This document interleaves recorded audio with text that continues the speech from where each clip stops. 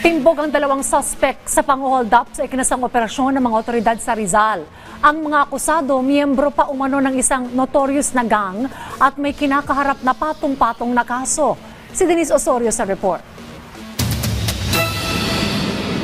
Todo tanggi ang dalawang nahuling akusado sa pagnanakaw habang gulat pa na may CCTV footage pala nakita ang kanilang muka.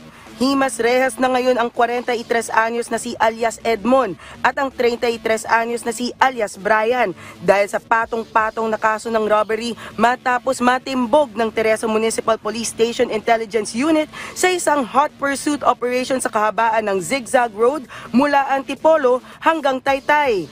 Ayon kay Rizal Police Provincial Director Police Colonel Felipe Baragon, miyembro umano sila ng Gapos Gang. Yung modus nila, no, nung pinasok nila yung bahay, nagising ngayon yung mga biktima sa kanila ginapos. Pinagnakawan. So yung modus operandi is pumapasok sila sa mga bahay ng madaling araw. Yun, mga wee hours.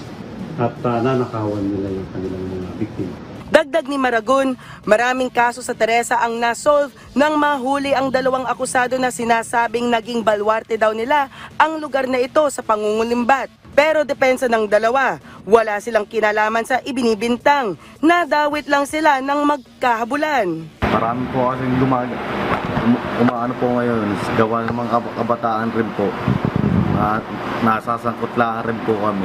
Todo tanggi pa ang dalawa, kahit na nga sinabi na may CCTV nakita ang mga mukha nila noong Agosto at Setyembre sa lugar na naging target ng operasyon nila. Wala po kami, lang po, nakita kami CCTV.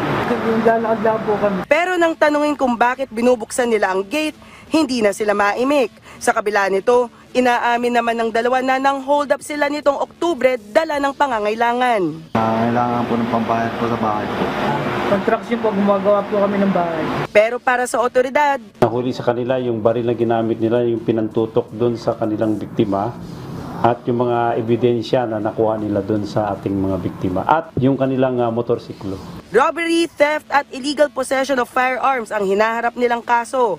Nananawagan naman ng Rizal Provincial Police Office sa iba pang mga posibleng naging biktima ng Gapos Gang na i-report agad sa kanilang himpilan.